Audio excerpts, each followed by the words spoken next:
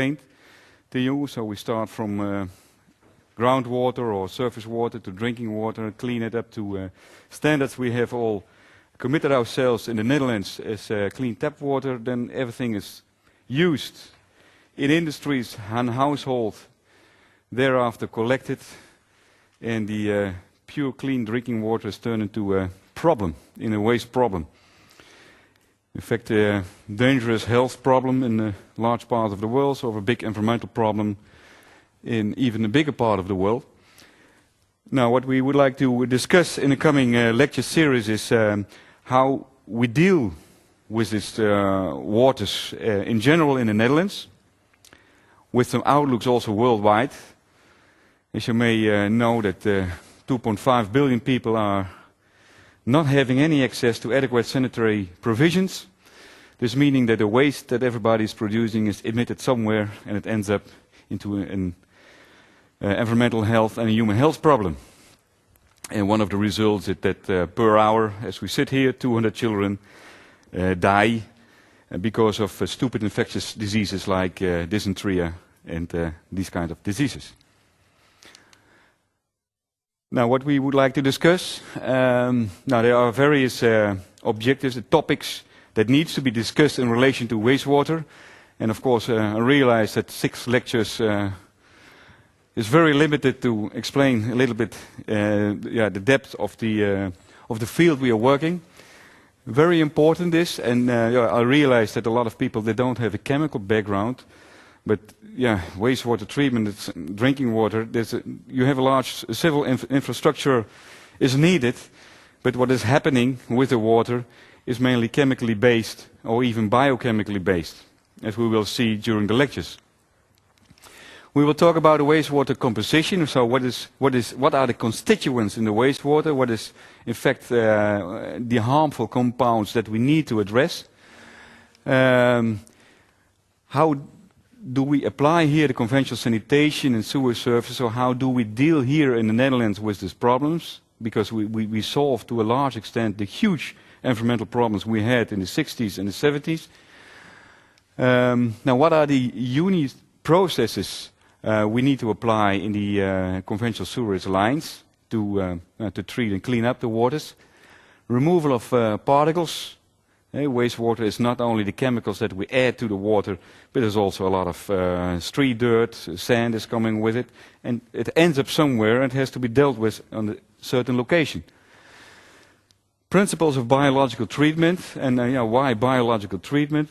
Now, you can remove a compound or destruct a compound with a chemical reaction, and then that costs a lot of energy and a lot of chemicals. Biology, bacteria is very cheap. You have just to give them the right conditions to turn a pollutant into a non-harmful product or even in a useful product. Now, bacteria is very cheap. That's why for the bulk pollutants, for most of the pollutants, we use biotechnological processes. Now, we will discuss these biological processes, so you need to get some understanding of what is happening in the tank to understand the whole setup of the treatment plant. The in-depth of the biotechnology is dealt with our colleagues in the chemical engineering department. The system that we developed, activated sludge treatment plants that you see everywhere, somewhere in the meadow, or here, Delft, Harnaspol is a very big one. They treat particularly the amount of carbon that we have in the wastewaters, the nitrogen and the phosphorus, to prevent that they will reach the environment and have their impact on the environment. Of course, during this treatment, we use bacteria, and the bacteria will grow, but also the solids that we have in the wastewaters, that can be street dirt, but it can also be human excreta. Now, that is also collected, and also that needs to be dealt with. So, we have a wastewater treatment where we separate water again from the waste, but the waste is also a waste product and need to be dealt with. Now, that is called the treatment of excess sludge. How do we deal with the excess sludge? And nowadays, it's also discussed, can we make some benefits out of excess sludge? And that also will need to be discussed. Now, we have to see how things move on, but I would like to address also some alternative things, some natural treatment systems. In the Netherlands, we don't use them so much, but as our student population is growing more and more internationally, we will also address some treatment systems that are applied worldwide. And also most of our consulting firms are not having the Netherlands as their sole market, but they're also operating worldwide. So you need to have an idea of other type of treatment systems as well, which are cost effective or less costly effect for the society. The material that we will discuss, so the PPTs, also these PPTs will be put on Blackboard with some supporting material. There will be a draft a handout. Now these handouts, unfortunately, they are not all in English. In fact, they stem from last year, they are in Dutch. So we have to see how we can feed you with material in English. There are also some books involved, which are not obligatory to buy. But if you are interested in this part of the water chain, there is a book which is very handy to purchase, and that is the book. It's not written here. Metcalfe and Eddy. Otherwise, I give the title the next time. Metcalfe and Eddy. This is a civil engineering approach for wastewater treatment. I will give the exact title then later in the lecture. Now that book is very useful handbook, quite thick, dealing in all details with all unit processes in wastewater treatment, and it will also be used in the MSc lectures. Right. Now we have 6 lectures. Today I will introduce wastewater and wastewater treatment to you. We have some physical processes that need to be discussed to get rid of the sand particles, the main dirt, the grit, how to deal with that. Then we will discuss biological treatment, the principles of biological treatment, and my colleague Henry Spanjes will go a bit more in depth in activated sludge processes. What are these unit processes? What is happening in there? Then we come to the excess sludge treatment and the alternative treatment. We have an excursion. There's one excursion on 25th of March, so you have to enlist if you're interested to go there, to Kralingse Veer, Capelle aan de IJssel, and there with the knowledge we build up, we hope that you can judge yourself what is happening and how effective this system is. Right. Now, again, a novel topic in a wastewater chain, or in a water chain. During this lecture, we will discuss terminology. What are we talking about? What are these pollutants? What is the nature of the pollutants? The regulations we made in the Netherlands, how to address these pollutants, and particularly to what extent we address these pollutants. Health and environment, characteristics, wastewater treatment. More and more also comes into the picture, okay, wastewater is a problem, but there's also a lot of resources in it. And we will see that there are some resources pretty of interest to recover from wastewater. First of all, the water itself, particularly in dry areas. I will give some examples for that.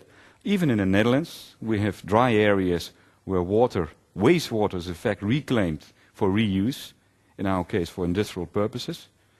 Here in Harnespol, I'm working with a PhD to reclaim it even for a greenhouse in Westland.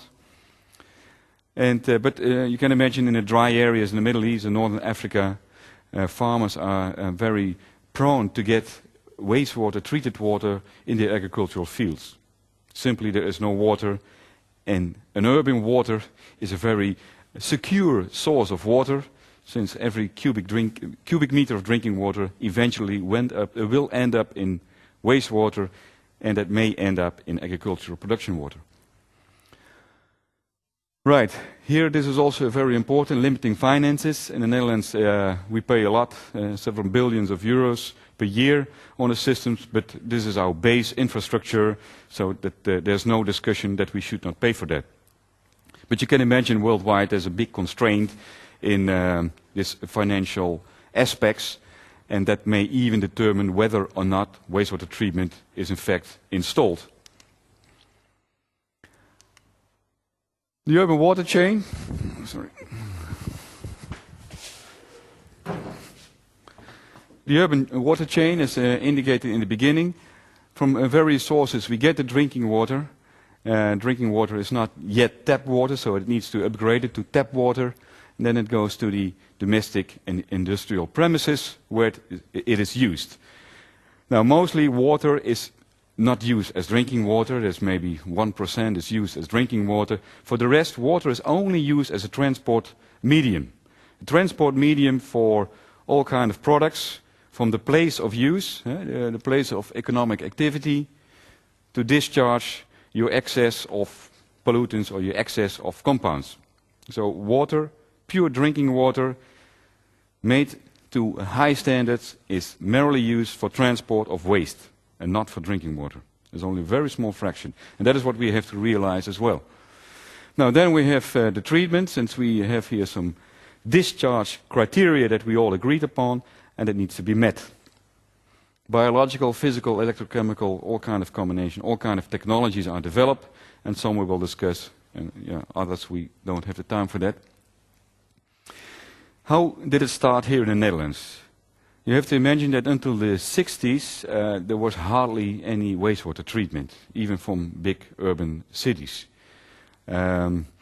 Industries were not treating their wastewater. It was dumped in the canals and in the rivers, and it was a very bad environmental conditions. And it was the 60s, end of the 60s. Foaming ditches, etc., they were quite apparent. A lot of aqua system species died, because if you put wastewater in a ditch, it consumes all the oxygen, and the fish have no oxygen, everything dies. Now, that is also the situation in many developing countries nowadays. Now, that was a situation that could not be tolerated anymore. And what happened was there was a law was approved.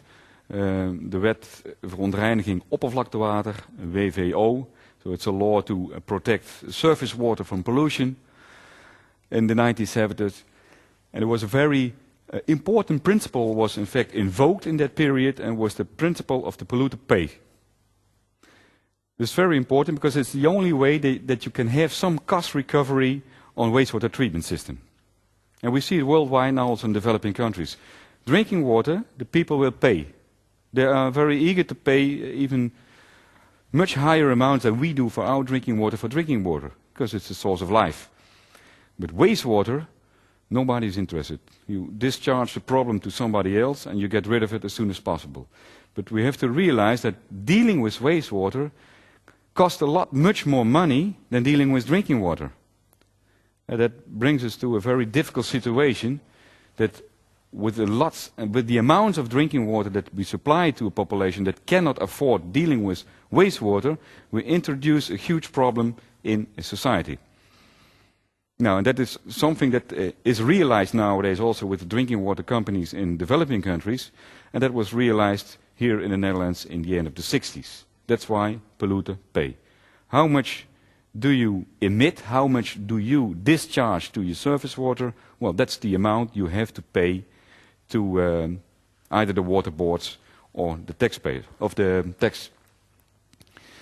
Now, this is being discharged, and for the Netherlands, we're talking about 40 euros per population equivalent per year, which is for us is no money. So, who cares? Now, this 40 euros times 16.5 million, then you can have more or less a turnover in the capex and the opex cost, in the operational cost of the wastewater treatment system.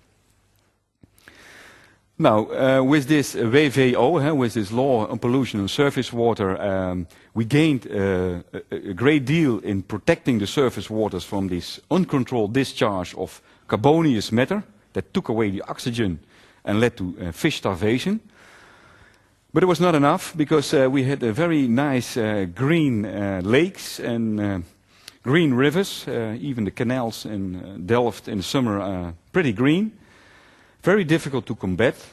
And it was recognized now also these excess of other compounds. And then we're talking about nutrients, N and P.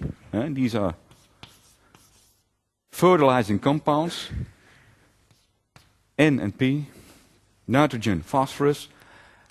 They lead to a growth of biomass, as it also growth of other crops, but growth of biomass, and particularly aquatic algae is growing, and these aquatic algae also destruct the aquatic life. And they also consume, when they die, oxygen, but also they cover the entire canals or ditches, and they will reduce species, animal species in the rivers, ditches, lakes, etc. So, and even in the North Sea, it was agreed, well, there's too much, sorry, yes? Blue algae is something else. These are autotrophic, and these are the first inhabitants of our world, in fact. So I'm talking particularly about green algae here. But, okay.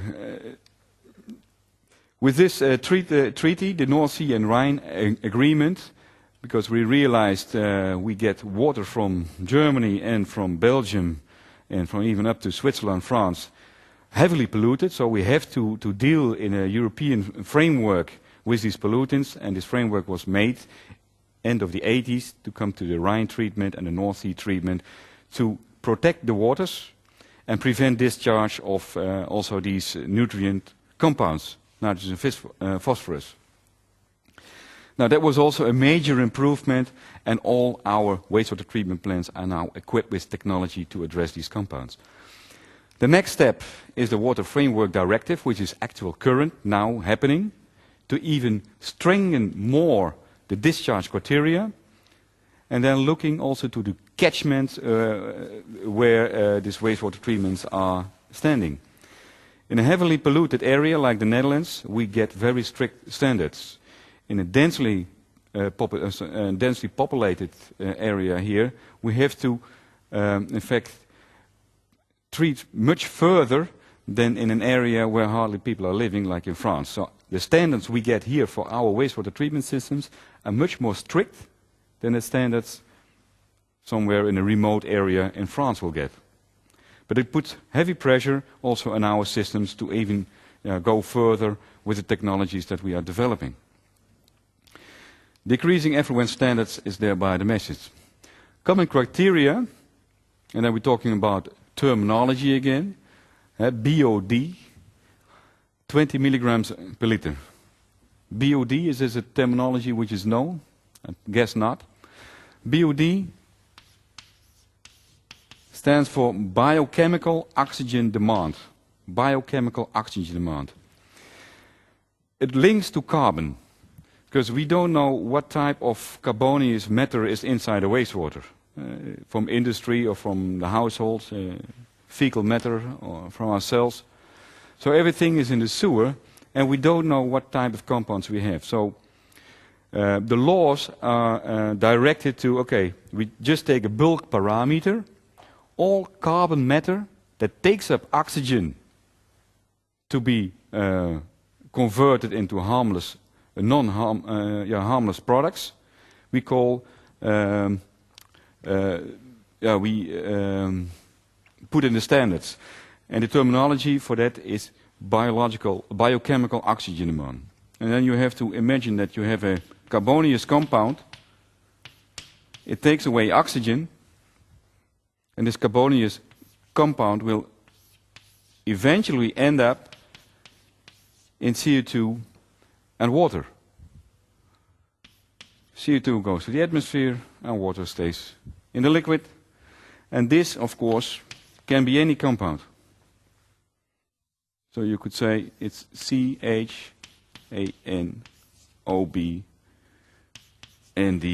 Well, you can fill in any number. So that's all carbonaceous compounds. Now BOD, it's biochemical oxygen demand.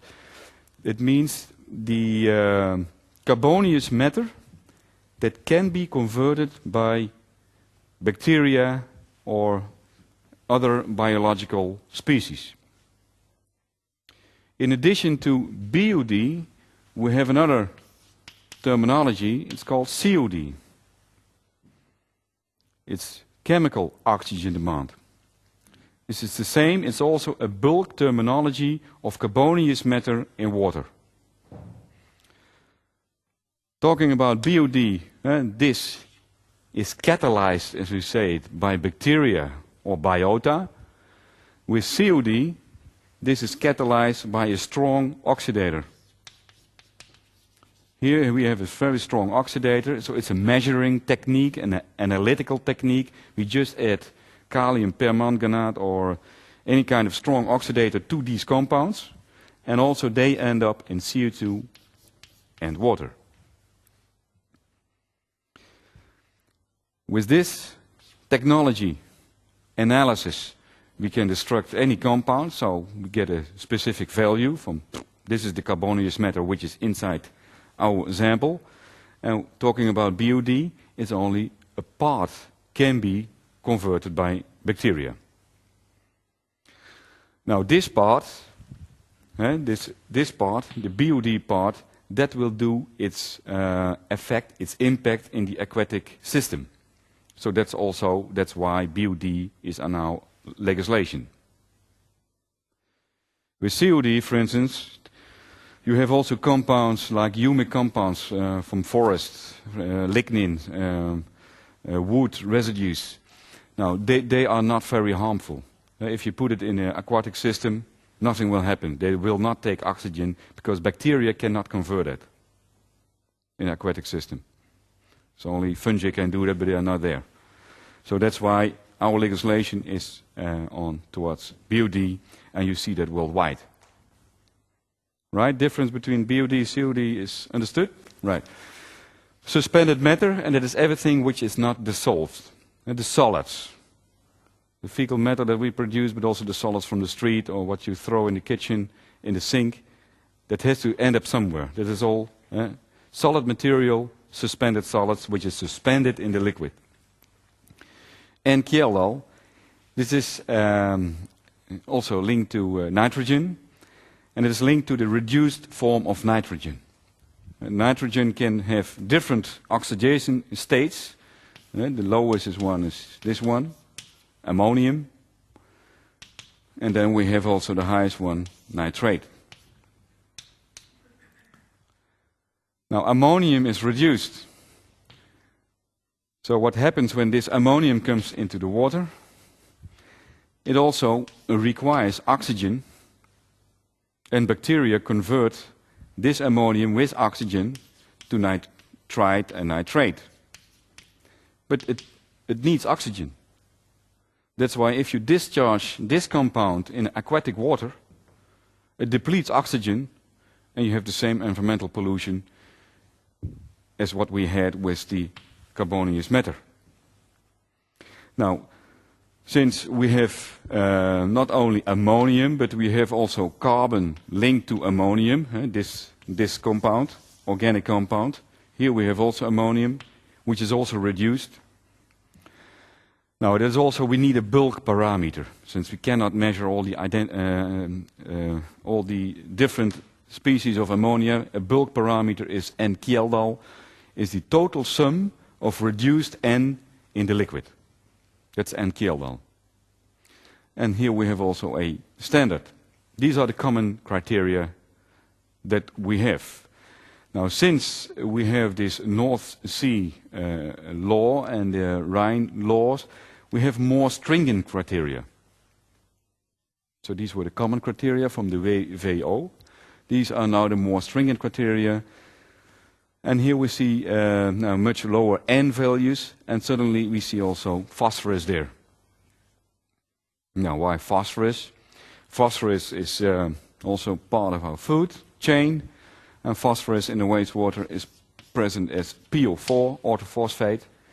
But orthophosphate is a nutrient for algae. They only need a little bit of 1 milligram of phosphorus. Orthophosphate will give you over 100 milligrams of algae, dry matter.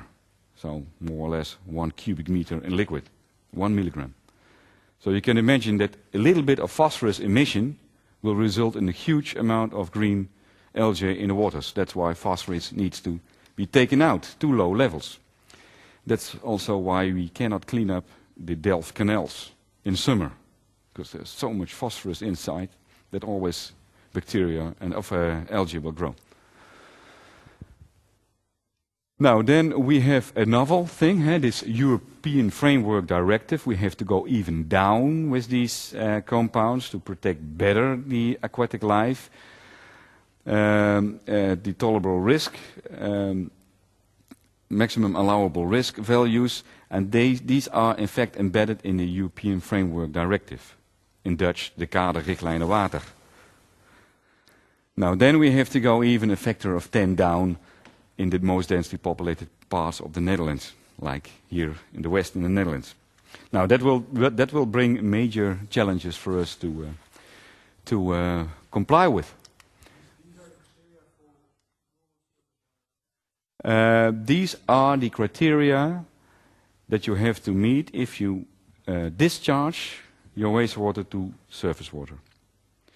A lot of industries, they don't do that. They pre-treat their wastewater and they discharge the remainder of their water to the sewerage system, and then it goes to the domestic plant, to the community plant, to the urban wastewater treatment plant. Yeah? Now then, of course, why these 200 children per hour die in developing countries? Now that is the shortcut in the hygienic aspects. Of course, there's a lot of bacteria inside. Fecal matter is the source of bacteria, and we have to prevent that there's a shortcut in the urban water chain, that the fecal matter, bacteria and pathogens and viruses, protozoa, will come in the drinking water again. Now there's a lot of different types. I listed here 3, but later on in the MSc courses it will be dealt with also in another course. We have a lot of bacteria, viruses, protozoa that causes terrible diseases, cholera, etc. It was apparent here in the Netherlands 100 years ago, cholera. Amsterdam died 30,000 people in 1 year of cholera. That has all been banned because our now well-equipped sanitary system. In fact, the major leap in healthcare is the implementation of a sanitary system. That's the first thing that you have to do. Now, there's a lot of different type of pathogens, but generally you take an indicator pathogen to qualify the hygienic quality of the water. And if you look to the WHO, of the FAO, or whatever, of the guidelines, you find back that E. coli, Escherichia coli, which is a bacteria, is the indicator organisms for pollution. In the influent, so in the raw sewage that we have about 3 times 10 to the 7 of these bacteria. And now in the effluent, at a maximum, we only remove 2 log units. So this amount is still there, which is in fact for WHO guidelines unacceptable. But strangely, in the Netherlands, we don't have a law for pathogens. Pathogens are not treated in our wastewater treatment plants. It's only what is coincidentally treated or co-treated together with the other pollutants. We only treat pathogens in a few plants that discharge the effluent to swimming waters. To open waters like in the Veluwe randmeren or in Zeeland, Volkerakmeer, where people are allowed to swim. The wastewater treatment plants that discharge to these waters, they have to treat their wastewaters to standards complying with the hygienic standards. Okay. Now the whole system that we have, so the sewer systems and the wastewater treatment systems, they take away most of the pollutants, but still there are concerns, there are growing concerns about the environmental quality and hygienic quality with the system that we have now at this moment. Of course, these effluents, they are treated and discharged. As I mentioned, we don't treat pathogens, but also other compounds of concern, like micropollutants, for instance, they are now popping up. They are not treated in our wastewater treatment plants, and they end up in the environment. Medicines, hormonal disruptors. The amount of medicines which are in our population from the 50s onwards, we see this trend. It's a huge increase in in the amount of hormones in our wastewater because of the anticonceptives, but there's also a lot of chemicals because our elderly people, they swallow a lot of pills and they end up somewhere in a sewer. And our wastewater treatment systems are not equipped to treat these compounds, but they end up in the environment. And now the aquatic biologists, they have observed that where these wastewater treatment plants discharge their effluent, specific fish species, they only produce, for instance, female and no males anymore. Or mussels that release their eggs in a much too short period of time and non-fertile. Now these are impacts of an accumulation of these kind of compounds, which on due time, I'm sure, that also will be combined with our current discharge standards. But this is the situation as we have now. So there is a growing concern of these effluent. There's also a growing concern of combined sewer overflows. Now my colleague Marie-Claire and her colleagues, they discussed about our sewerage system, how it functions. So you know one of the big disadvantages of our large-scale sewerage system is that a large fraction is a combined sewer, together with water. But a sewer system is not designed, and also our wastewater treatment plants is not designed to treat the huge peak flows of rainwater, because then installations become too expensive. So what happens, we have combined sewer overflows. If it rains, raw sewage is emitted into the environment. And also there we have a growing concern. What is the impact of these overflows on the aquatic life? That's why nowadays, and maybe Marie-Claire mentioned it, there's a rethinking about these centralized systems that maybe in future we should address things more decentralized. In Delft is a nice example, Reinier de Graaf ziekenhuis, in the hospital here. There is a novel treatment system to treat the wastewater of that hospital. Not to prevent, in fact, that the hospital wastewater is discharged in the sewer line. To prevent the pollution of the sewer with chemicals, bacteria, etc., etc. Now that is also novel thinking. Well, address it at the source, and I hope if we have some time to discuss it more. Otherwise, it will come back in the master lectures.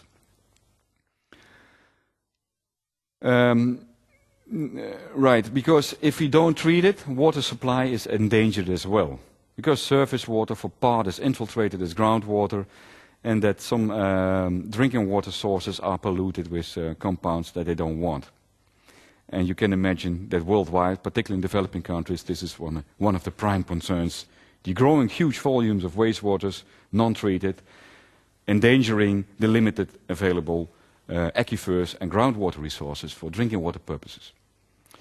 When I mentioned endocrine disruptors, volatile components that can be emitted is of a problem. And chlorine we will discuss later. Now, who is managing this in the Netherlands? How did we do it? We have a very strange system. The Dutch will know it, or maybe heard of it, but foreigners, they don't know it. From historical purposes, our country is divided in water boards. And these water boards, they are in charge of the water quantity and quality in a certain region. Most importantly, in the medieval periods, they were there to protect our land from flooding, or even to make polders, and to protect the polders from flooding again from the sea or from rivers. That was their initial task. Now these are still vivid, these water boards, they are still in the Netherlands. Even the head of the water board is called de Graaf. Dijkgraaf, so it's a noble title from the ancient past. But they're still apparent. Now, we had a lot of small water boards, and nowadays we have a number of 27, I think, some merged even, so maybe we have 24 now. And the Netherlands isn't divided in that way. Now, the novel task of the water boards is also to guard and supervise the quality of the water. So this whole task of surface water quality is in fact delegated to the water boards, and they are in charge for the domestic water treatment or the municipal wastewater treatment systems. And also to control factories, industries, that there is no illegal dumping of wastewaters in the public waters of that specific water board. Now there's a whole discussion out about the water boards, and they may disappear. That in future there may be a task from the provincial or even from a state. But for nowadays they are in function. And I would like to play a movie.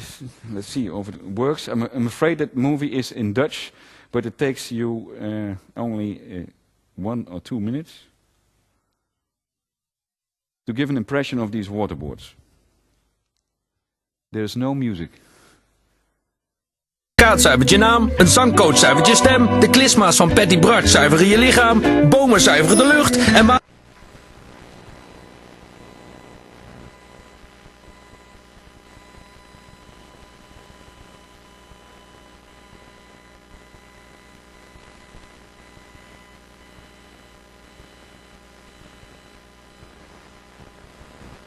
in het leven wordt er veel gezuiverd. Je nieren zuiveren je bloed, een priester zuivert je geweten, een advocaat zuivert je naam, een zangcoach zuivert je stem, de klisma's van Patty Bart zuiveren je lichaam, bomen zuiveren de lucht en waterschappen zuiveren rioolwater.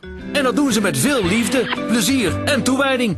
Telkens opnieuw voorzien zij de natuur en de mensheid van schoon water en van innovatieve ideeën. Altijd zijn ze bezig met het ontwikkelen van duurzame oplossingen, zodat de natuur en de mensheid nog veel langer kunnen genieten van zuiver water. Want van dat soort vooruitzichten, daar krijgen de waterschappen extra energie van. Okay, now why are they making these kind of PR movies?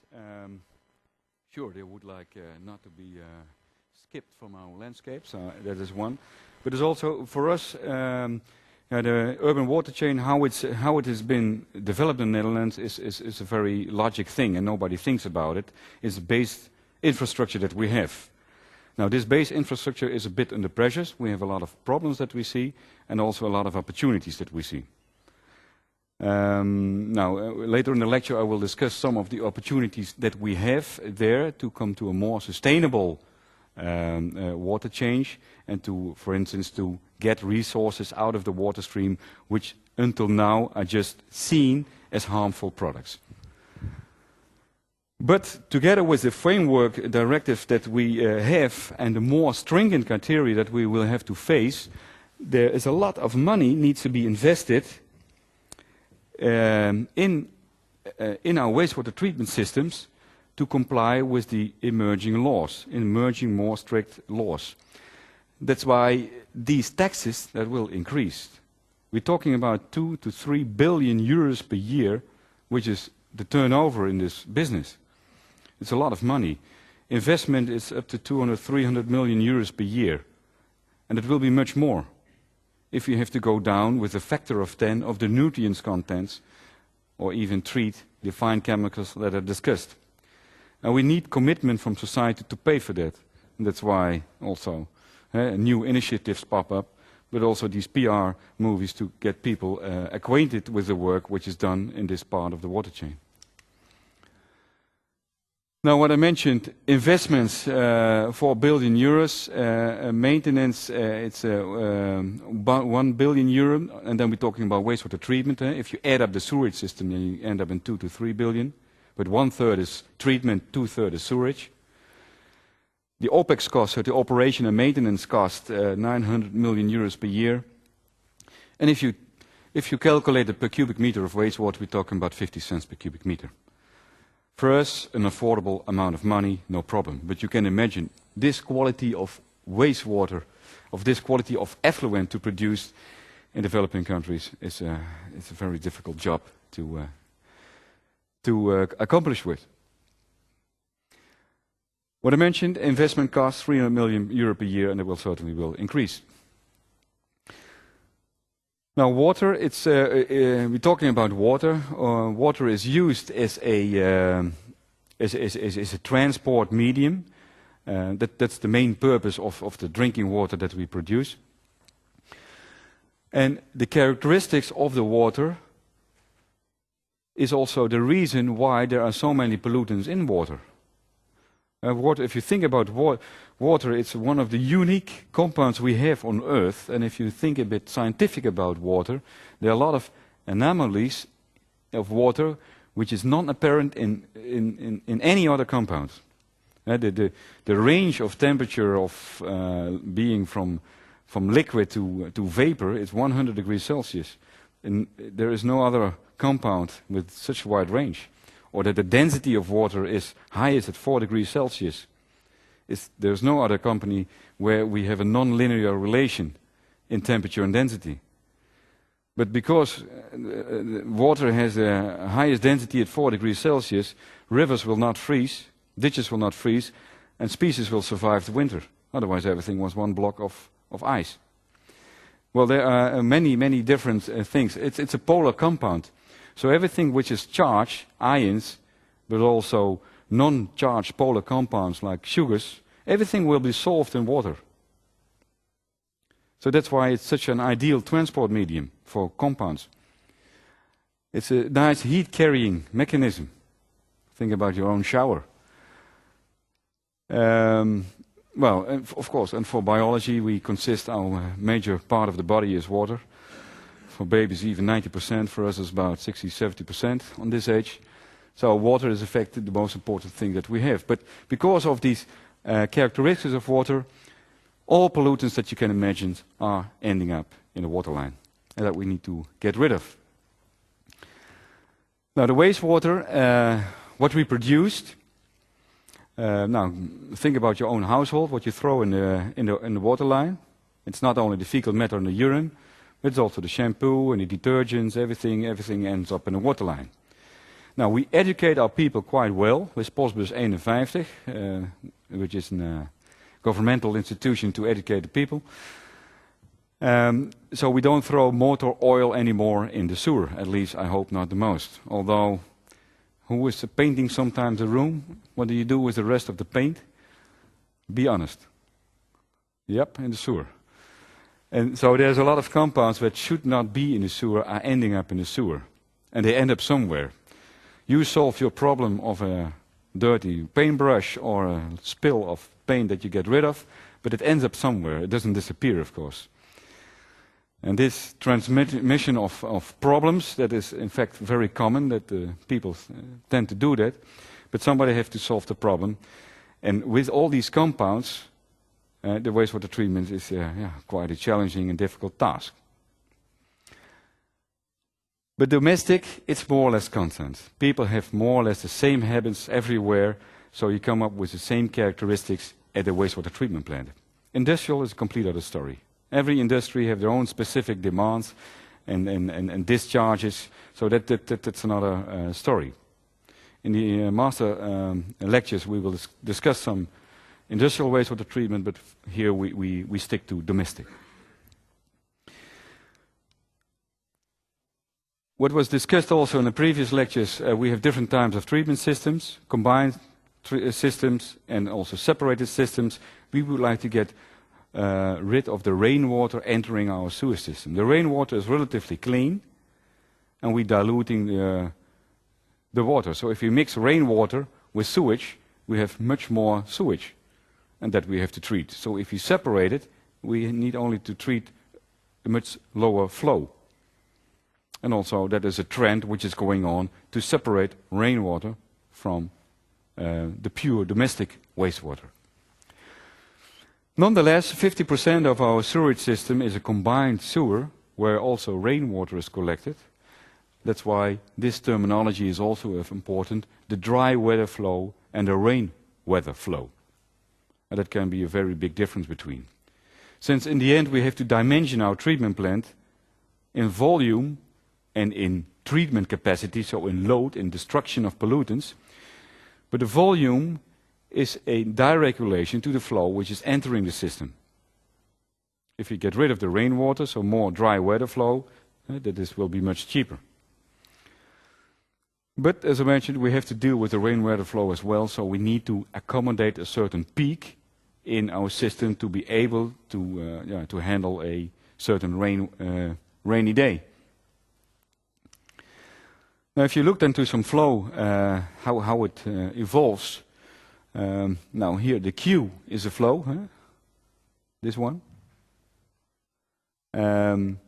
Ammonium is more or less a concentration which follows a certain pattern in the Netherlands. When ammonium will be highest, any idea? What is the main source of ammonium in so NH4? This is ammonium. What could be the main source of ammonium in domestic wastewaters? Any idea? The cows. Well, this is runoff. You're right, but this is runoff which is not entering the domestic water. No, but it's the same like in the cows. It's the human manure, in fact. So the peak is in fact in the morning when everybody goes to the toilet, because 80% of our domestic produced ammonium is in the urine. And now this peak you can follow. Now this is the flow, and there's a retardation. Everybody takes a shower here, starts to wash, but we have a collection system which is urban-wise implemented. So it takes a while before this peak ends up in a treatment plant. Now also the ammonium peak, the urine, and this is the night period, everybody's in bed. Then everybody goes to the toilet here in the morning. It takes a while before it comes to the treatment plant. The concentration, this is the concentration, and then it goes down again. That's a daily pattern. Now if you multiply the concentration times the flow, then you have the load. The amount, the kilograms of ammonium per time unit. You have the concentration and the flow, and then you have the load. And the load is highest here. And our treatment plant should be able to handle this peak. Otherwise, we are trespassing the restrictions in the effluent. More extreme values. There are two examples from Brazil. This is a more, one from Colombia, one from Brazil. This is the city of Cali, 2 million people. I lived there a while, so I know a bit of the city. But this is a large city with an extensive sewerage network, and also you see the same pattern as we have here in the Netherlands. This is Pedregal in Brazil, which is not well sewered, or not extensively sewered, and you see a small sewerage system, and then you have a huge variation between the max flow and the low flow, the minimum flow. So there's a huge variation. But the wastewater treatment system should be designed in such a way that it can accommodate such huge fluctuations in flow.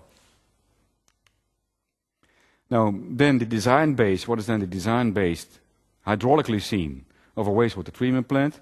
Okay, you take the dry weather flow. This is our average consumption. In fact, it's a bit less in the Netherlands. It's 128, I believe. Relatively modest. And but the max flow is there's a factor of 2 in difference.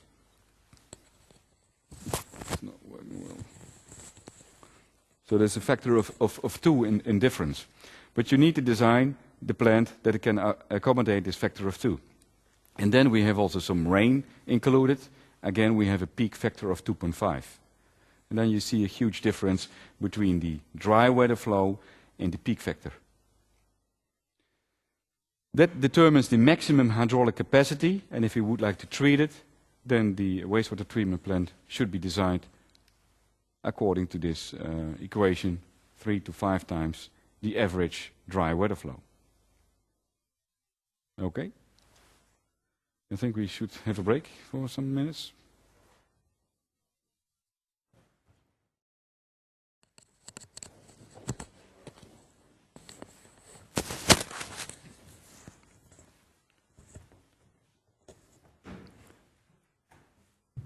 Sorry dat de pauze een beetje kort is, maar ik ben af en toe te veel aan het uitweiden. Even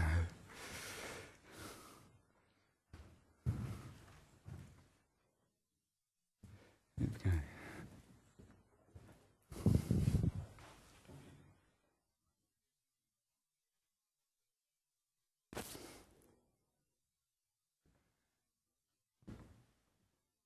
Okay, we just discussed a bit the base design, the hydraulic base design. And in addition to this hydraulic base design, we have the wastewater characteristics of the average sewage we have in the Netherlands that we collect. And these are mean values, but you can imagine they may fluctuate quite largely, particularly with combined sewers where rainwater is entering the sewer system.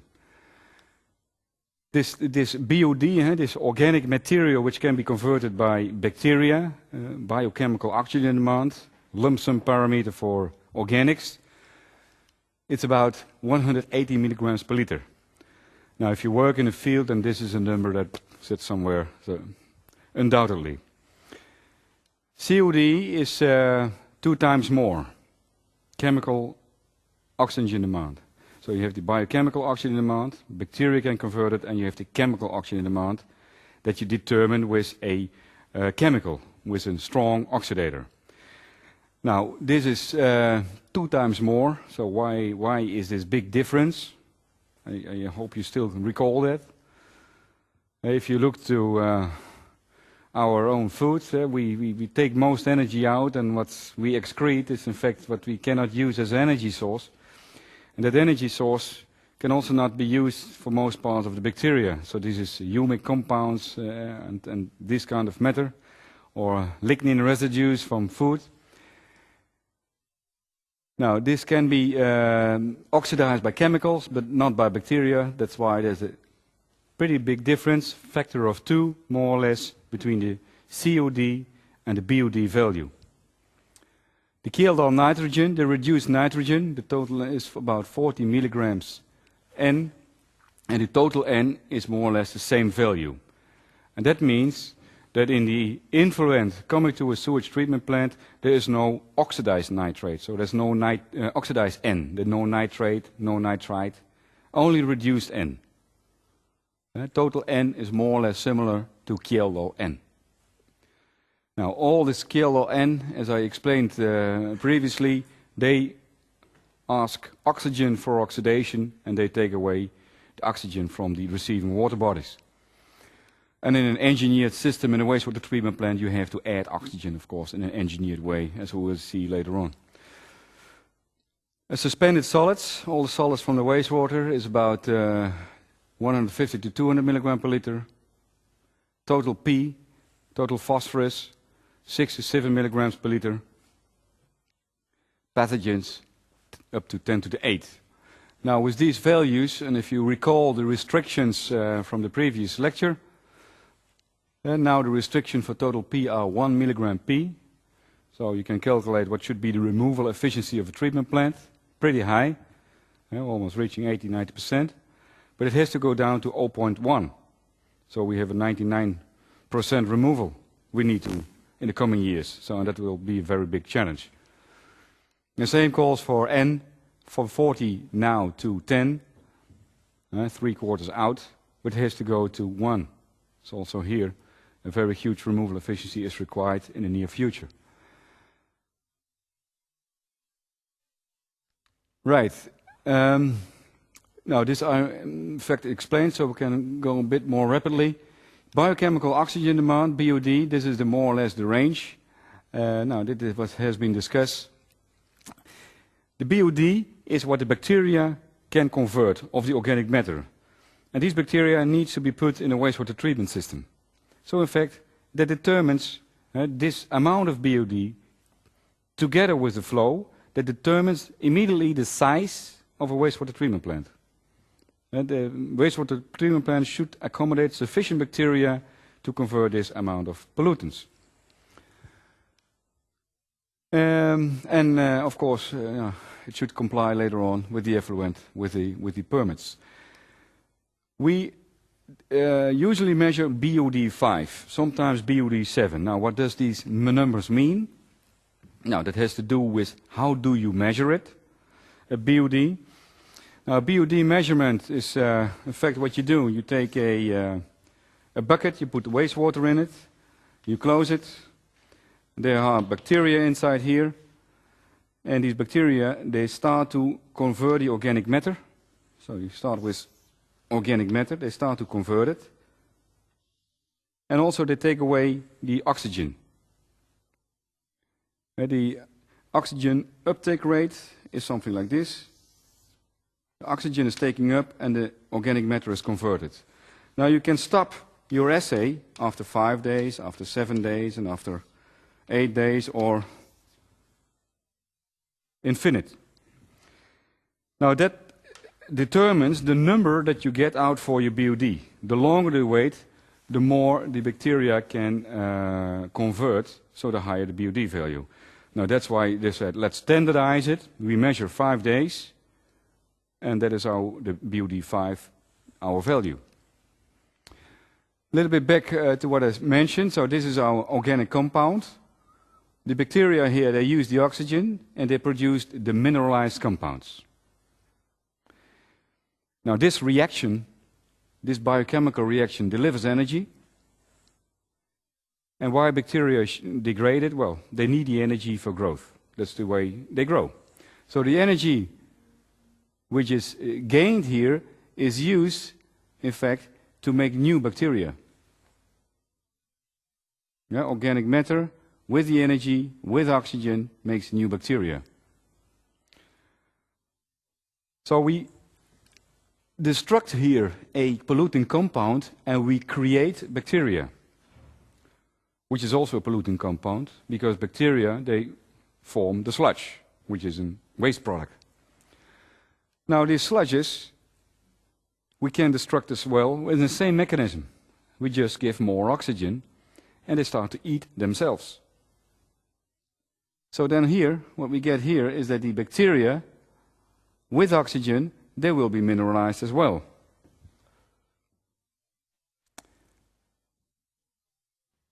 So we have organic pollutants coming in the bacterial mass, so in an activated sludge plant, consuming oxygen, delivering mineralized compounds, creating new cells. The cells, they decay, they form, again, pollutants, and so we have an ongoing system. So if you wait long enough, all pollutants are gone. If you wait short enough, you get sludge instead of pollutants. That's the message. Now, and then how does it work? Now, if you have a certain amount of BOD, let's take this line. You have a certain amount of BOD, and there will be a certain amount of sludge will be growing. This sludge, in the end, will decrease again, and everything will come down. Now we have here BOD, and here sludge. This is not to scale. That should be somewhere at 50% of that value. So bacteria are produced, meanwhile, degrading the BOD, but then the bacteria start to eat themselves. That's called endogenous respiration, and in the end, everything is gone.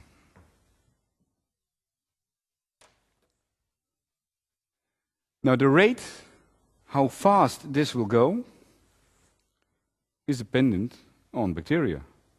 If you start here with a whole lot of bacteria, we have a high conversion efficiency, so a high reaction rate. If we have a few bacteria, it takes a while.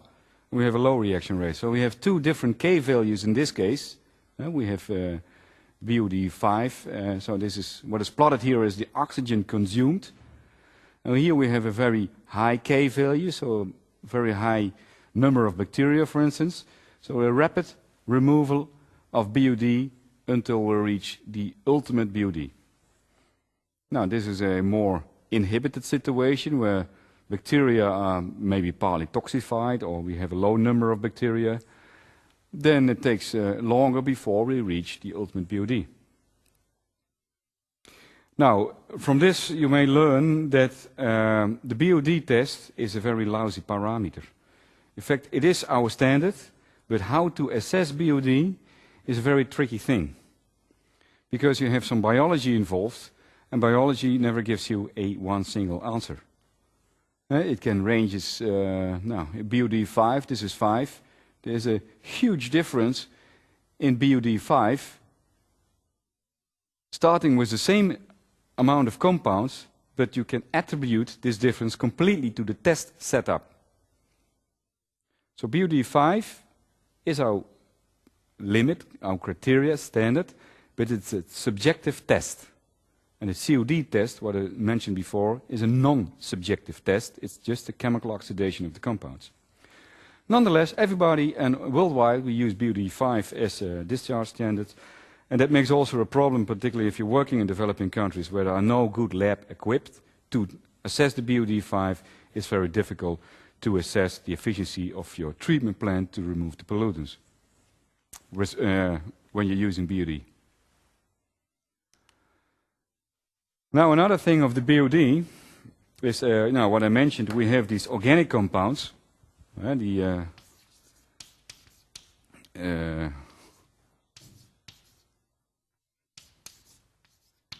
CHON, any compound, fill it in. This asks for oxygen, and we have reduced ammonium, or NKL, also asking for oxygen. They're not the same bacteria. They're quite different type of bacteria, but we need all types of bacteria in our wastewater treatment plant in order to perform this reaction. Now in this graph, what is plotted, if you measure the BOD, so how much BOD is needed, this is our pollutant, this is the amount of oxygen which is taken up. Now here we are oxidizing the organic compound, and then the bacteria converting ammonium will grow, so-called denitrifiers, nitrifying bacteria, turning ammonium into nitrate, they start to grow here. Now, so this curve also complicates a bit the BOD measurement. C removal and N. C oxidation and N oxidation. Now this is, makes life not easier, but we have to take that into account. So in the BOD measurement, both C and N are included. Unfortunately, in the COD measurement, ammonia is not included, because you cannot chemically oxidize ammonia, not even with a strong oxidator as kalium permanganate. So in this test we only have the carbonaceous COD, but no ammonium. Now these are some problems that a normal operator has to deal with, from how to characterize my wastewater, how to calculate my efficiency. You need to have to do analytical procedures. COD, what I mentioned, it is you can calculate from any compound, from this compound, you can put here N as well. You can calculate how much oxygens do I need. I realize they don't have too much chemistry background, but it's an oxidation reduction reaction. It's just electrons transfer from one compound to another compound. Now, if we have here 1 and here 4 and no oxygen, then we have the most reduced form of carbon, which is methane. If we have eliminate this and we take only oxygen, we have carbon dioxide, the most oxidized form of carbon. Now how it's, this is from the chemistry. So this can go from -4 to +4. This is +1, this is -2. And also that can go from -3 to +5. But in the organic compounds, this is always reduced in -3, ammonia. Now, if you know exactly the number of these compounds, you can calculate how much oxygen is needed in the COD measurement to oxidize these compounds. Because oxygen, -2, we have 2, times 2, so -4. Oxygen can accept 4 electrons. So the amount of electrons which are going from here to oxygen, that is your COD. That's in fact the basis of the COD. Might be a bit complicated, but for instance in the book of Metcalfe van Eddy is also explained in detail. Now with this compound, based on the counter ions, we can calculate how much oxygen we use. Now N is not listed here because it's a COD measurement, and N cannot be oxidized by the chemicals, only by bacteria. Now, and here then you can calculate, in fact, if you know the compound, you can calculate the COD value. I realize this is not very clear. Is it a bit clear then? Yeah? Okay. Just have a look at it later on. We will not go into too much chemistry here, but that's more the basis that you understand how this measurement is working. Here you see a number of compounds, organic compounds, which all end up in the sewer or as a product of the sewer system, like methane, with different amounts of protons and different amount of oxygen. And then you can calculate that with this formula. With this formula, you can calculate what is the COD amount per gram of compound. If you would do that with a fat or of ethane or benzene, they have only carbon and protons. Then you know already that has a very high COD. If you take glucose with a lot of oxygen, it has a very low amount of COD per gram weight of compound. If you have an industry or if you discharge from your kitchen the fat, if you throw your fat in the wastewater, fat has a very long apolar chain, only carbon and hydrogen. So there's a lot of energy. So if you put your waste fat into the sewer, then you load the treatment plant with a lot of COD. If you put your sugar in there, it's not a big problem. So every compound, therefore, has a different COD value. Since we don't know what's in it, and we don't care so much as a design engineer, we take the COD as a lump sum parameter for the design. Right? Now, that is what we discussed. COD always bigger than the ultimate BOD, since with COD we can oxidize much more, except ammonium. Now, in the sewer, BOD, COD is bigger than 0.5. The ratio is 2. We have 2 times more COD than BOD in the sewer. Then biological treatment is feasible. But if we have a little BOD left and only COD, and then bacteria, they cannot do anything with the waste, then we have to apply a chemical method to treat the wastewater.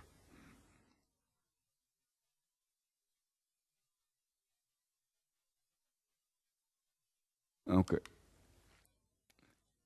Now, oxygen, as you can imagine now, is quite important in a wastewater treatment system. Since all this BOD or COD, that needs to be oxidized. And oxygen is in fact the electron acceptor, the final electron acceptor from all the oxidation reduction reactions that are taking place inside this tank. Oxygen is the final electron acceptor, and oxygen will be reduced to water. In the meantime, all the carbon will reduce to CO2. Pollutant gone. Now, there should be sufficient oxygen, otherwise we cannot oxidize it. So that's why the amount of oxygen in the water is very critical in the operation of a wastewater treatment plant, or in the river, which is receiving the wastewater non-treated. What you see here is the temperature plotted versus the oxygen concentration in sweet water, fresh water. Now, depending on the temperature, you have different concentration in milligram per liter of oxygen, and the different colors, they indicate different saturation concentrations. Saturation of 100% down to 20%.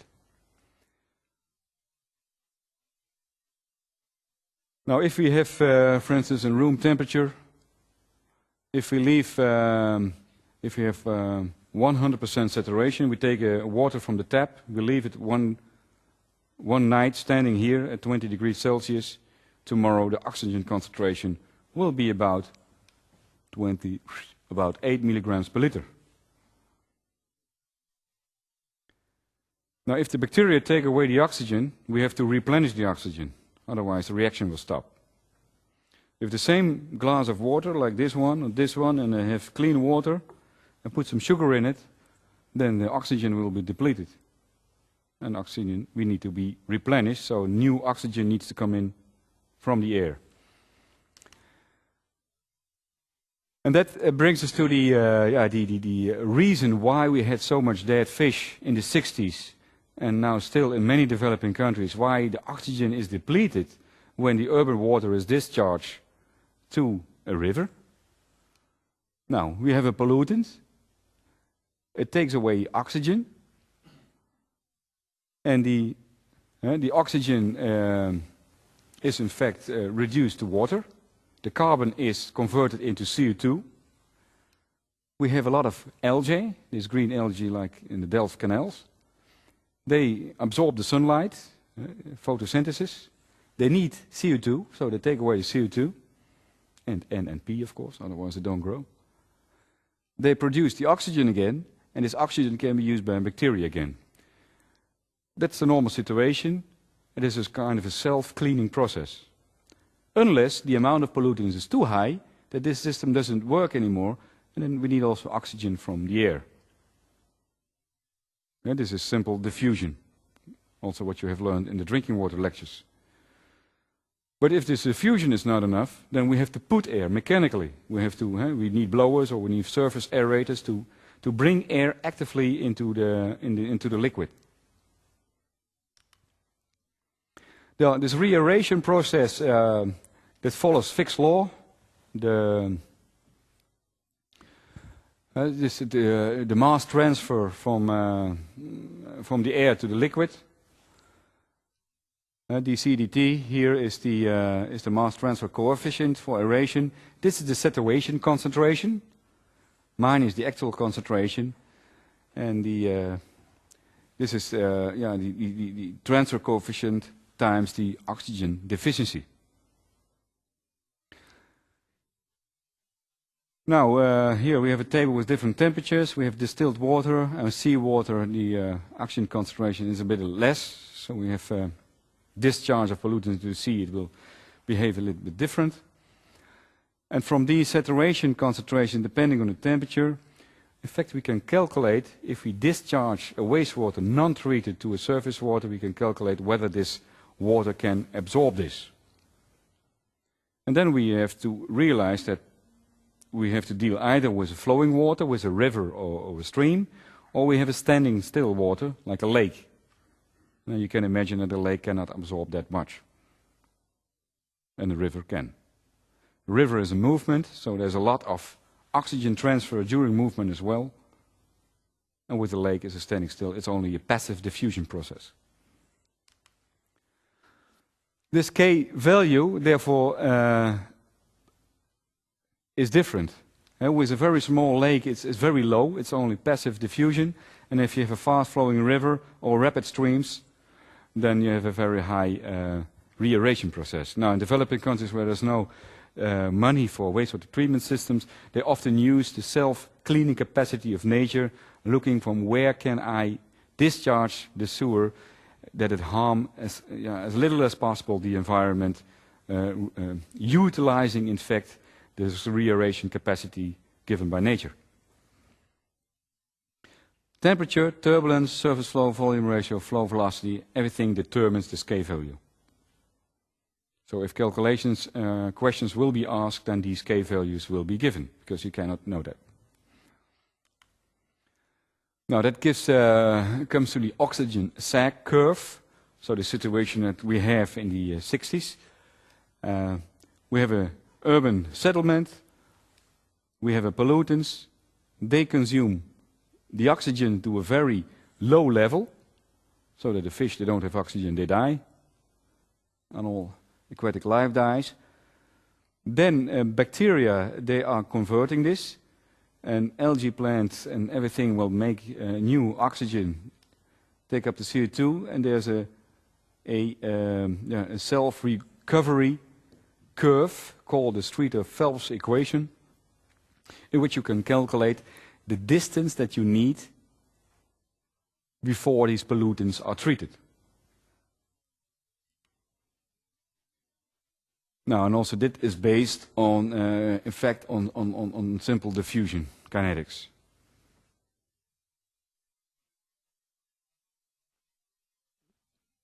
Right. Now back to the nutrients.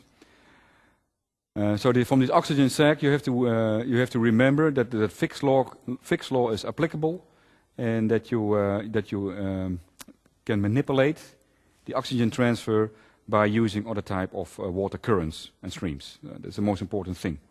For us, it's not that complex. Now back to P.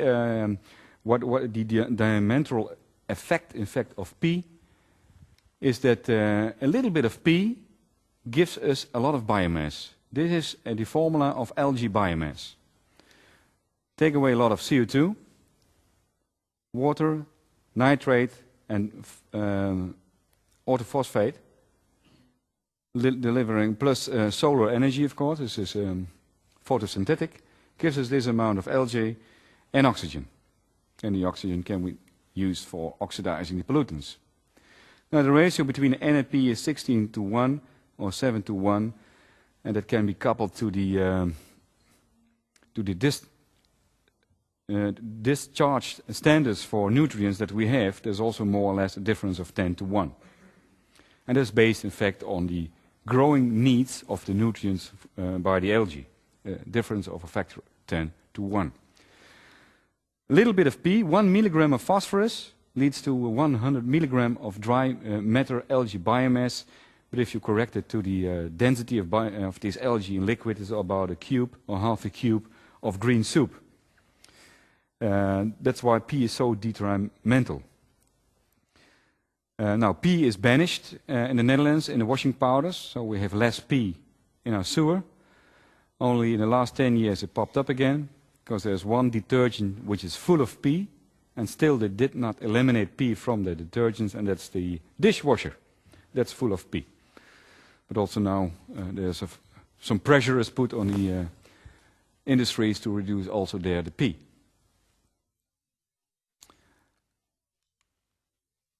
And then one of the novel trends we have recently, very recently, in the wastewater treatment business, that is P. Yeah, that is a nuisance, it's a problem, but it's also a finite resource worldwide. And this is something that is from NRC, a newspaper last year in October.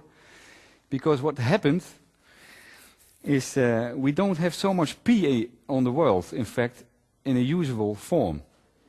In fact, all the P we need is for intensive agriculture to make food. But there are only a few mines in the world. And the biggest mines, you cannot read it here, is China and Morocco. And then you have a bunch of small mines. But these are the biggest mines. And these mines, they are depleted in several decades, and then we have a huge problem. Now, in 2008, with the economic growth, China saw that this phosphorus price were increasing. And of course, a lot of phosphorus is needed, and they simply closed the border for export of phosphorus, export of P. And that ended up in a lot of speculation on the phosphorus price, and the phosphorus price increased now from $50 per ton phosphate rock to nearly 500. So it's a factor of 9, almost 10 of price increase in 1 year. Now, with the economic crisis, everything dropped again. Also, fuel prices drop, and also this drop.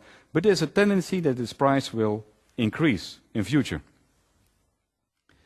Now, if you then go back to this curve, which was published, that depending on the urban growth, on the population growth, now we have until several decades we have sufficient phosphorus to be used in agriculture, and then we have a small problem. Now, worldwide, particularly after the price of phosphorus, the huge price increase of phosphorus, people start to realize that, wait a minute, it's not only energy we have a problem with, we have also basic resources like phosphorus that we need for our food. Because most phosphate will not disappear on the world. It will not go to the atmosphere, but it ends up in the ocean, diluted. Because we remove phosphorus and we throw the rest in the sea. So it ends up diluted, and then it will be very expensive to recover that phosphorus. Now, what we know also is that the phosphorus that we have is mainly ending up in the food or in the manure of the cattle, and it ends up somewhere. It ends up in the sewer system. Now there are now novel ideas are popping up to can we recover that phosphorus. You have to realize that the Netherlands is an agriculture export country, utilizing a lot of artificial fertilizers, but about 40 to 50% of the P that we need in the artificial fertilizer that we use is running around in the urban sector. So if we can recover the phosphorus from the urban wastewater, we can replenish 50% of our phosphate requirements in our fertilizers. Now that is a big challenge, and that is one of the things that is popping now up in the wastewater sector. From can't we do clever things and simply destructing pollutants? Global 20%, European 15%, but the Netherlands 50% is can be covered. So that's quite something. Companies like Termfos in Zeeland, they are interested to get this P from the sewage sludge, but also other initiatives are popping up to actually to recover P from the urban waters. So wastewater treatment is, at least that is how I see it, wastewater treatment is a bit deviating from its original goals. Treating wastewater until discharge criteria was for several decades the goal of a wastewater treatment system. My personal view is different. My personal view is that the wastewater treatment system, the discharge criteria is not the goal anymore, but is the boundary condition in which we have to design our wastewater treatment plant with the objective to recover as much as possible resources from the streams. Phosphorus is one, energy is another, because there's also a lot of energy in the water sector. And that we will see later on as well. Okay, now, nonetheless, we have to treat the water. It is a treatment system, treatment and recovery system. It has unit processes, unit operations, so physical forces. It has unit process, chemical or biological process. And the idea is that we have to get insight in both these processes. What pollutant can we tackle with a specific process unit? We have various levels of treatment. And that's how it's also developed in the Netherlands, and that's how it's developing in developing countries. Preliminary treatment, primary treatment, advanced primary treatment, secondary with nutrient removal, tertiary, advanced, blah, blah, blah, etc., etc. So everything is classified in a specific classification, addressing a specific pollutant. For instance, preliminary treatment can be simply a coarse screen, taking away the plastic bags out of the sewer or whatever everybody is dumping in the sewer. I worked a while in Colombia, and sometimes we even found a horse in the sewer. In the manhole is a horse. So this is a coarse screen. And then you have preliminary treatment, for instance, the sand, which is taken from the street, needs to get out of the sewer. Or advanced treatment, advanced primary treatment, and we add some coagulants to get more solids out, all our fecal matter out, so we don't have to oxidize it, but we can digest it. Secondary treatment, where the bacteria use the oxygen to convert the dissolved pollutants into CO2 and water.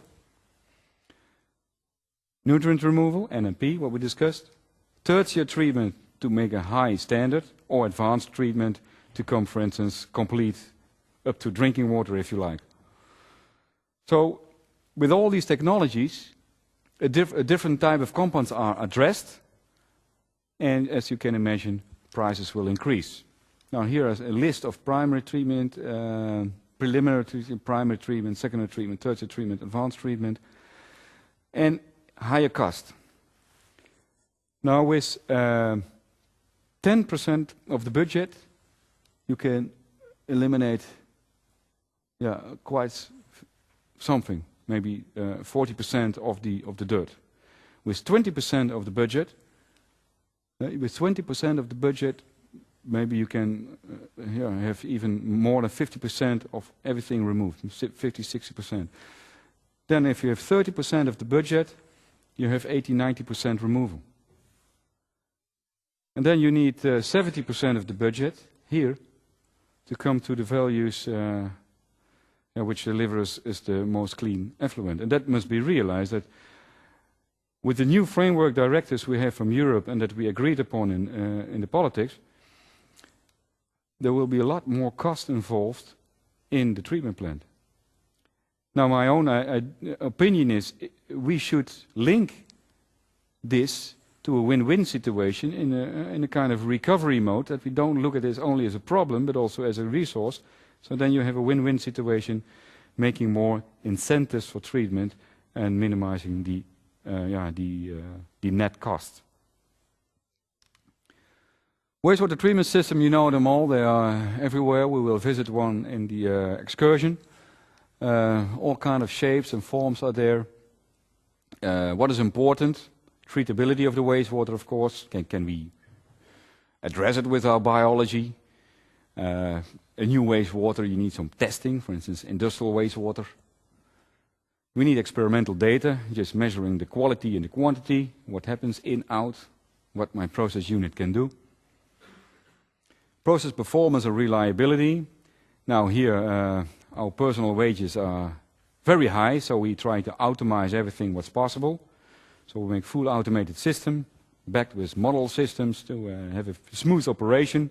But you can imagine in developing countries they are depending on personnel. And then you need a proper personnel that is able to operate the plant. A lot of plants are not working in developing countries, which are exported from here to there, since the technology is not in equilibrium with the socio-economic condition. By the way, I work 1 day per week at UNESCO IHC, so I have, and I worked a lot in developing countries, so I have pretty insight in what's happening in developing countries. Now, also, if we need to address the pollutants, you go step by step further on. For instance, chlorine is mentioned here as an agent to kill pathogenic organisms. Yeah, you can do that. But if your pre-treatment is not working well, you have a lousy treatment efficiency, and if you then add chlorine to your wastewater to kill the pathogens, you don't kill the pathogens, no, you turn all the organics in organochlorines, which are carcinogenic. So chlorine only is useful when you have a very efficient treatment ahead. Nonetheless, in a lot of developing countries, you see export of technology, they put a lot of chlorine and making a lot of carcinogenic products that are accumulating in the field, leading to problems later on. So also here we need a lot of common sense. Right, in the Netherlands, 2006 we have about 350 plants. Now here are a number of names of plants: trickling filters, activated sludge, carousels, oxidation ditches, and you name it, everything is there. Trickling filters, everything is there. Different shapes. The basis is more or less similar. Physical separation of coarse material and sand, biological conversion of the bulk pollutants, and then we have a fine treatment step ahead to come to quality effluents. The tendency in the Netherlands is to close down small treatment plants and to centralize in big treatment plants, like here in Delft and Harnerspolder. It's one of the biggest in the Netherlands. 1.4 million people are connected, is the design feature of that plant. For that you need a lot of infrastructure, of course, and then we can afford it, but that can also be one of the cost factors that we have to include. But here in the Netherlands, where personnel is very expensive, a big treatment plant you can automate and control more easy than all the small plants. Now that was the average quality. In fact, we discussed this one. Here are some examples. This is a carousel developed in the Netherlands by the consultancy company DHV. We will discuss later on more in detail. The city water, we have some headworks here, some screens and grit removal, sand traps. Then we have the biological treatment system, COD, N and P is removed. We have a clarification because the bacteria that are growing there, they are dissolved in the effluent. They are suspended solids, in fact. So you need a clarifier, a big tank where all these bacteria can settle down the bottom, where you can, in fact, collect them for further treatment or digestion or whatever. And then we have clean water, and the sludge is then also processed into a non-harmful product. Here's an old picture of a grit removal sand trap. If you lower the velocity, you have a certain velocity in your sewage system. Here you lower the velocity until the sand is in fact settling down. Next week this will be discussed in detail how it works, how you can calculate that and dimension this. And then the rest of the organically polluted water is going to the biological step. The trickling filter, we will discuss also later. Wastewater is percolating through a filling material, and here bacteria are growing. Oxygen is coming in from the air or from the side, and the cleaned water is leaving. Activated sludge plant with a surface aerator. And this is also an oxidation ditch. Now, there are all kind of different things. This is a clarifier where the suspended solids, so let's say the bacteria that have done the job, they are settling down to the bottom, and we have clear water in the wear overflow, ready for discharge or maybe further upgrading to reuse. Some tertiary advanced treatment after the secondary clarifier to get rid of the last NNP values. Right, then the sludge needs to be processed. This is collected in these clarifiers. It can be digested. And that is also another item at this moment in the water sector to get this energy back again, to digest the sludge, make biogas from it, and gain energy from your wastewater treatment plant. We have to realize that with all the wastewater treatment plants, all the 350 treatment plants, we produce about 350,000 tons of dry solids per year. And the cost is 500 to 600 euros per ton. Because our laws prohibit that we use these biosolids in agriculture. In the United States you can do it, England as well, Germany as well, France as well. Netherlands, no. We have a very stringent soil protection law. Sewage sludge cannot be used in agriculture. Then we don't have any landfills anymore. Landfills will be banned as well. So the only solution for our sewage sludge in the end is incineration or other process techniques.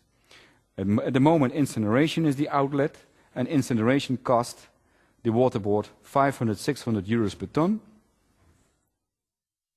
And that's a whole lot of money if you calculate it with the 350,000 tons per year. So that's one of the OPEX cost, the operational cost of a wastewater treatment system. Now, some last slide about some energy.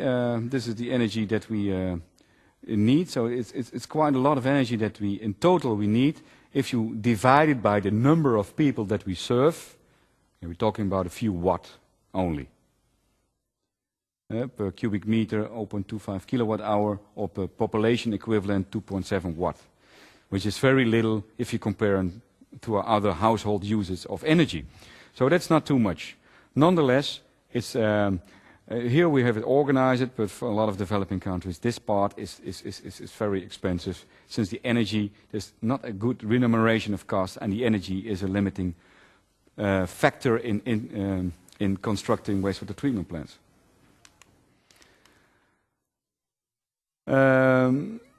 Energy from sewage sludge, that is now the topic. Now, this is the amount of sludge that we actually produced in 2006. There's so much energy involved, petajoule. And the energy in sewage sludge, this is also chemically bound energy. And I will write one stoichiometric value, that 1 kilogram COD, if you look to the energy content of all the organic compounds which are in there, is 13.5 megajoule. 13.5 megajoules. So 1 kilogram COD gives you 13.5 megajoule if you can recover that energy. But in a wastewater treatment plant, we add here 0.5 to 1 kilowatt hour. We have to add to oxidize it. That is the energy cost.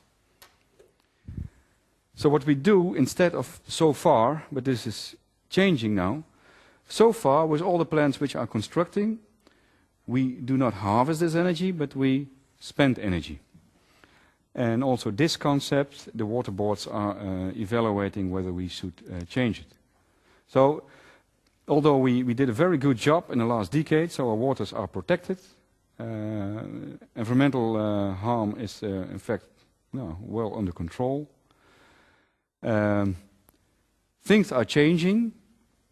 We think more and more about treatment and recovery, and it has also an impact of the technologies that we need to develop. Well, I think we spent time enough.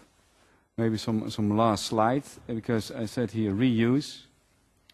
And I mentioned in the beginning that even in the Netherlands there's interest to reuse waters.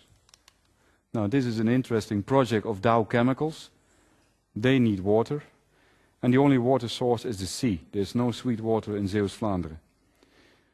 And they need to desalinize the water to fresh water.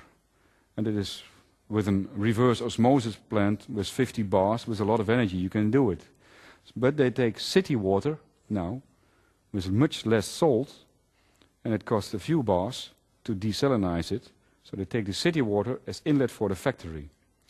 It's one of the famous cases of public-private partnership at this moment to look to another way to sewage as a water resource. And the same accounts, and the same accounts for energy, what I mentioned. And this energy, it's a 1 minute movie there. There's another one. It's a 2 minute movie. And the energy, that is also something that the water boards are now developing to make an energy factory of the sewage plant. You have to think about this one. Example, in the city of Leeuwarden, that delivers 3.5 megawatt on chemical energy. They spend this amount of energy to treat the pollutants. The effluent still has this amount of energy, but you can recover with the biogas some energy, but still there's a big energy deficiency. And that is a little bit changing now, so they try to recover as much of this energy and make even an energy-producing sewage treatment plant, but that's all under development. And to close, I can show one more picture of one more video here. Is there some sound? Dromen, rare dromen en... Dromen zijn er in vele vormen. Lieve dromen, enge dromen, stoute dromen, dagdromen, rare dromen en... ambitieuze dromen. Allemaal hebben ze één ding gemeen. Het eerste wat je moet doen om een droom uit te laten komen, is wakker worden. En dat is dan ook wat de waterschappen gedaan hebben. De volgende stap is het wakker schudden van de omgeving. En dan zijn de mogelijkheden eindeloos. Zo heeft de branche de potentie om 200.000 personenauto's...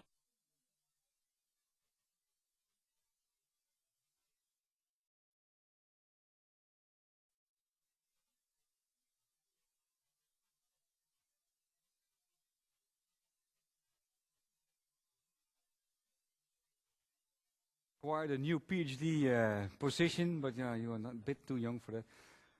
To get energy out of the sewer constituent sludge, fecal matter, turn it into high quality gas and inject that immediately in the gas grid. So then you have a maximum energy benefit from the energy which is contained in the sewer. Now for this I took a bit more time, sorry for that.